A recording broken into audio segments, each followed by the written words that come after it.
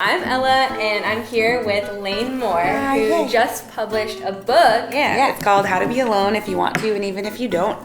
And it's basically a book for anybody who didn't have the perfect family growing up, which I personally believe is pretty much everybody in the world. How not having that perfect family that we're all told that we are supposed to have really affects your dating life and your friends and your ability to connect with people for the rest of your life. So I told it through the lens of my own story of not having that family and growing up alone pretty much my whole life. Holidays are always a really kind of difficult time for a lot of people, It brings out some dark shit. But it can be good too. You're getting prepped for the new year and you realize the things you didn't do that you wanted to do that year. Yep. You're faced with sometimes seeing family that you don't want to see. That's there's weird family dynamics. There's weird family dynamics, and it's just this person's always mean to me, or this person doesn't talk to me, and I'm sat at this weird table, and that's such a time of year when you're forced to face who is in your life, who isn't. We're all told that for Thanksgiving, especially, but Thanksgiving and Christmas, that this is the time to spend with your great family who you definitely have, right? And you're no, and they're everybody else does. On social media or Instagram, all these perfect and cute things. It's the loneliest time of year. It really is. I've worked most holidays because I think they knew she's not going anywhere, she's around, and I was okay, I'll take the $100. I have one great Thanksgiving. I have a lot of memorable Thanksgivings, but the one that doesn't make me cry is, in a negative way, is I had a second date on Thanksgiving, which I've heard is weird. It's a little weird, but also great. It is. We didn't meet his family, but it was he knew that I spend Thanksgiving on my own, and his family was pretty close by. So he was I'll come over after Thanksgiving, and he was I'll bring you some Thanksgiving food. And I was oh no, I have food allergies. I didn't want to talk about that I had food allergies. And he was oh, well then I'll bring you this. And I was no, that still has dairy. It doesn't matter. And I was just cause trying to be chill. Trying to be so chill. I was trying to be that chill girl who doesn't have any food allergies, even though it's not my fault. And he was Lane, just send me a list of your food allergies. And I was okay. And so I sent him the list, and he went to multiple places to get this vegan gluten-free ice cream and vegan gluten-free baked goods, and he got 10 different ones and all these different ice creams and multiple beverages and in thermoses. That's pretty good. It was wonderful. And then he brought over this old-timey movie, and we just watched it and ate a lot, and I just felt amazing. It was the nicest Thanksgiving I've ever had yet. Yes. I am optimistic it can be beat. So my family is pretty religious, I would say, and some of them are Catholic, some of them are whatever other Christianity variations there are, and so they usually start by saying this long prayer before we eat. Me and my brother have always had a difficult time with out loud prayer, just because it's such kind of an odd thing, speaking to Jesus directly. Not if you guys do that, totally fine, but imagine 12-year-old and 9-year-old kids trying to be still during something like that. It's a little hard. My cousin was saying this long prayer, dear Jesus, thank you for this and that, and all these very, very specific things.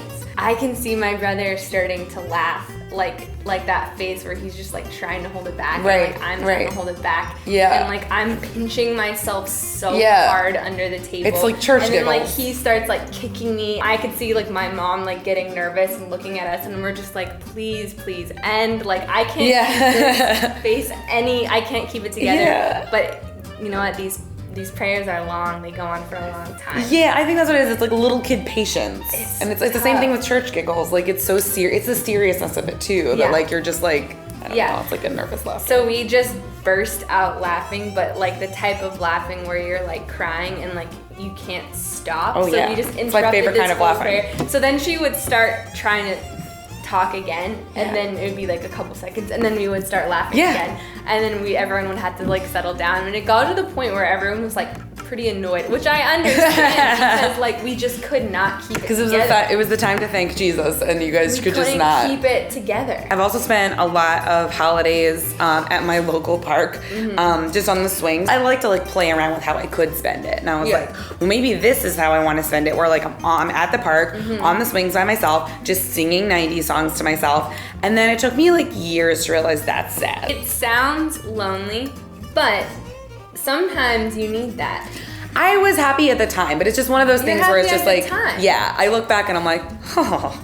Yeah. But at the time, I was just like, this is what I want to do. I love swings. I love parks. I love being by myself. And I love singing. I've combined all of those things. I think you were just trying to find some joy in this sometimes dark world. I really was, and especially dark time of year. I was just like, go do something like childlike and fun, and I did. But yeah, when I walk back, like every now and again, I'll like walk past the park. I'm like, I used to spend my holidays there. My friends are like, oh my God. Yeah. So much of the holidays, no matter what your situation is about like what everybody else wants.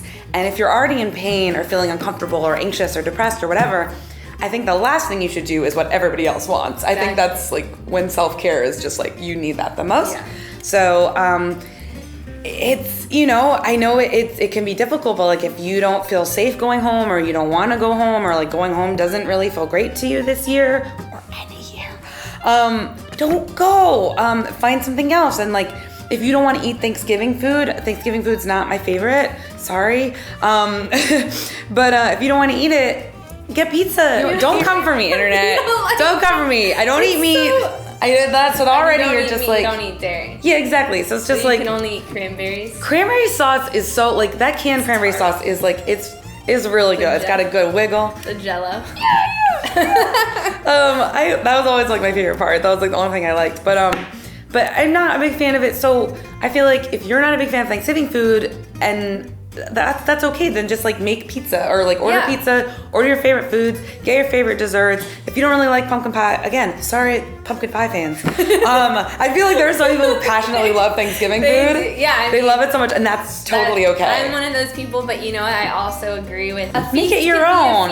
You can do whatever. Make it however you want. Spend it with, if you just want to spend it with your pets, like that's how I'm spending it this year. Like spend it with people who love you and make you feel loved and safe, I think is the most important thing, because so often we're spending time with people who don't make us feel loved or safe. And there's another option. You don't have to spend time with them. And if somebody gives you crap for spending time with somebody who doesn't make you feel very good, it's just like, don't talk to them. Even more of a reason to be like, no. Yeah, it's hard, but it's true. Yeah, it is. And it's a journey.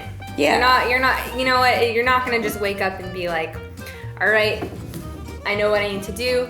I'm gonna do it every day. Totally. You just have to try a little bit and try to do things that bring you joy. Follow Lane on all the socials. That's gonna be right here. And be sure to check out her book, Beautiful. How to Be Alone. And you know what?